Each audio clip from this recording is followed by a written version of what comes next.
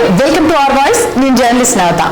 అయోధ్యలో రామ మందిరాన్ని గెలిచేశాం. రాముడు పుట్టిన జన్మస్థలం అయోధ్యనంటూ ఇక హిందువులందరూ ఒక్కసారిగా పండుగ చేసుకున్నారు. ఇక మధురలో శ్రీకృష్ణుడి వంతు వచ్చింది అంటూ మధుర సముద్రంలో శ్రీకృష్ణుడికి సంబంధించిన ఆలయం ఉంది అంటూ ప్రధాని నరేంద్ర మోదీ సముద్రం లోపలికి వెళ్లి పూజలు చేశారు.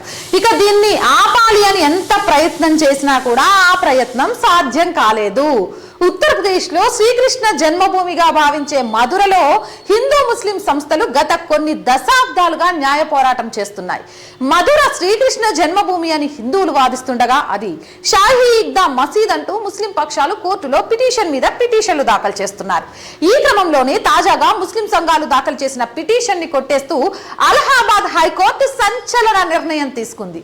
శ్రీకృష్ణ జన్మభూమి షాహీ ఈద్గా మసీద్ వివాదంపై తాజాగా విచారణ జరిపిన అలహాబాద్ హైకోర్టు ఆర్డర్ 7 రూల్ 11 పై అభ్యంతరం వ్యక్తం చేస్తూ ముస్లిం పక్షాలు దాఖలు చేసిన పిటిషన్ ను తిరస్కరించింది.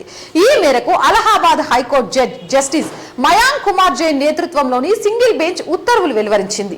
ఈ వివాదానికి సంబంధించిన పిటిషన్లు నిర్వహించేందుకు ముస్లిం పక్షాలు హైకోర్టులో సవాల్ చేయగా ఈ నిర్ణయం వెలువరించింది. పూజా స్థలాల చట్టం, వక్ఫ్ చట్టం, పరిమితి చట్టం, నిర్దిష్ట స్వాధీన ఉపశమన చట్టాన్ని పేర్కొన్న ముస్లిం పక్షాలు ఇందులో హిందూ సంఘాలు దాఖలు చేసిన పిటిషన్లు కొట్టివేయాలని వాదించింది. అయితే ముస్లిం పక్షాలు దాఖలు చేసిన ఈ పిటిషన్లను అలహాబాద్ హైకోర్టు కొట్టేసింది. అదే సమయంలో సివిల్ దావా నిర్వహణకు సంబంధించిన హిందూ సంఘాలు దాఖలు చేసిన పిటిషన్లను స్వీకరించింది. మధురలోని శ్రీకృష్ణ జన్మభూమి ఆలయం పక్కనే ఉన్న షాహీ ఈద్గా మసీదుపై గత కొన్ని దశాబ్దాల నుంచి వివాదం కొనసాగుతూనే ఉంది. శ్రీకృష్ణుడి ఆలయాన్ని కూల్చి మసీదును నిర్మించారని ఎప్పటి నుంచో హిందూ సంఘాలు ఆరోపిస్తున్నాయి. ఈ క్రమంలోనే గత ఏడాది 14 డిసెంబర్ తేదీన శ్రీకృష్ణ జన్మభూమి షాహీ ఈద్గా మసీద్ వివాదాస్పద స్థలంపై అలహాబాద్ హైకోర్టు సర్వేను నిర్వహించాలని సంచలన ఆదేశాలు వెలువరించింది. సుప్రీంకోర్టు అడ్వకేట్ కమిషన్ నేతృత్వంలో ఈ సర్వే నిర్వహించాలని కోరింది. ఆ ప్రాంతంలో శ్రీకృష్ణుడి ఆలయం ఉండేదని, మొఘలుల కాలంలో ఆలయాన్ని కూల్చేసి మసీదును నిర్మించారని హిందూ సంఘాలు వాదిస్తున్నాయి. ఈ శ్రీకృష్ణ జన్మభూమి షాహీ ఈద్గా మసీద్ వివాదం 350 ఏళ్ల నుంచి కొనసాగుతుంది. ఇక మసీదుపై కొన్ని తామర శిల్పాలు, హిందూ పురాణాల్లో ఉండే శేషనాగు ఆకారాలు, వాటినే హిందూ సంఘాలు సాక్ష్యాలుగా పేర్కొంటున్నాయి. ఆలయాన్ని కూర్చేసి మసీదును నిర్మించారనడానికి ఇవే ఆధారాలు అని చెప్పడంలో కూడా ఎలాంటి అతిశయోక్తి లేదు. 1947 ఆగస్టు 15వ తేదీన ఉన్న మతపరమైన హోదాను కొనసాగించే 1991 నాటి ప్రార్థనా స్థలాన్న చట్టాన్ని ఉటంకిస్తూ ముస్లిం పక్షం ఈ పిటిషన్ ను తిరస్కరించాలని కోరింది. ఈ చట్టం తీసుకొచ్చింది ఎవరో నేను చెప్పాల్సిన అవసరం లేదు. ఈ చట్టం తీసుకొచ్చే ఒక వర్గాన్ని కొమ్ము కాస్తూ వస్తోంది అప్పటి నుంచి కూడా కాంగ్రెస్ ప్రభుత్వం. ఇక 1968లో శ్రీకృష్ణ జన్మస్థాన్ సేవా సంస్థాన్ షాహీ మసీద్ ఈ ట్రస్ట్ మధ్య ఒప్పందం కుదిరింది. దాని కింద శ్రీకృష్ణ జన్మభూమి కోసం 10.9 ఎకరాలు, మిగిలిన 2.5 ఎకరాల భూమిని షాహీ ఈద్గా మసీద్కి ఇచ్చారు. అయితే దీనికి సంబంధించి జరుగుతున్న విషయంలో సర్వేని వీటిని ఆపాలి అని చెప్పినా కూడా ఇక కుదరదు, చెయ్యాల్సిందే అక్కడ సర్వే. అది శ్రీకృష్ణ జన్మస్థలమా షాహీ ఈద్గా దర్గా అన్నదా తేల్చాల్సింది అని అలహాబాద్ హైకోర్టు ఇచ్చిన తీర్పుతోటి ముస్లిం సంఘాల గొంతులో వెలక్కాయబడ్డట్టయితే శ్రీకృష్ణుడికి ఏదైతే మధురకు సంబంధించిన కేసు విషయంలో, అంటే అయోధ్యలో రాముల వారు ఉన్నారు, రామ జన్మభూమి అదే అని నిరూపించడానికి 500 సంవత్సరాలు పడతాయి.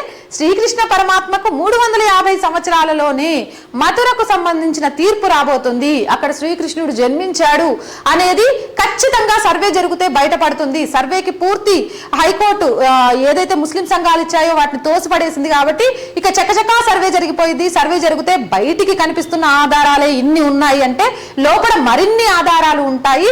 కాబట్టి సంబరాలు చేసుకోవడానికి సిద్ధంగా ఉండాలి ఇక అనేది చెప్తున్నారు. మనం గతంలో కూడా చూసాము. ఒకరు చెప్పిన లెక్కల ప్రకారం భారతదేశంలో 60,000 దేవాలయాలను మసీదులుగా మార్చారని, మరొకరు 30 నుంచి 40,000 వరకు దేవాలయాలను మసీదులుగా మార్చారు అని. ఇక వాళ్ళు గోడలను అయితే తీయగలిగారు కానీ దాంట్లో ఉన్న సనాతన ధర్మానికి ఆనవాళ్లను తుడిచివేయలేకపోయారు అని చెప్పడానికి అనేక ఆనవాళ్లు కనిపిస్తూనే ఉన్నాయి. ఇదే మార్గంలో ఒక్కొక్కటిగా మొన్నే చూసాము. మరొక ఆలయాన్ని కూడా మనం స్వాధీనం చేసుకున్నాం, సరస్వతీదేవి ఆలయానికి సంబంధించి. ఇలానే ఒక్కొక్క ఆలయం కూల్చేసి మసీదులుగా మార్చిన వైనాన్ని, గతంలో జరిగిన తప్పుల్ని సరిదిద్దుకోవాల్సిన బాధ్యత, సనాతన ధర్మానికి నిలవులైన ఆలయాలను ముందు తరానికి అందించాల్సిన బాధ్యత కూడా మనందరి మీద ఉంది. కాబట్టి మీ చుట్టుపక్కల కూడా ఎక్కడైనా ఆలయాన్ని మసీదుగా మార్చారా? కింద కామెంట్ సెక్షన్లో పెట్టేయండి. ఆ ఆలయానికి సంబంధించి మనం మన ఛానల్ ద్వారా లోకానికి చూపించి మళ్ళీ దాన్ని ఆలయంగా మార్చుకుందాం. ఇక ఇలా ఆలయాలు మసీదులుగా మారిపోయిన తరుణాన్ని ఎదురిస్తూ మన ధర్మాన్ని మనం రక్షించుకోవడానికి అడుగులు ముందుకేద్దాం. మీరేమంటారు? కామెంట్ సెక్షన్లో పెట్టేయండి. మోర్ వీడియోస్ కోసం మన ఛానల్ వెంటనే సబ్స్క్రైబ్ చేయండి. నచ్చిందా? లైక్ చేయండి, షేర్ చేయండి. మీ అందరి సపోర్ట్ మన ఛానల్కి చాలా చాలా అవసరం, అది ఆర్థికంగా, సబ్స్క్రిప్షన్ పరంగా. So please support our channel. జై భారత్.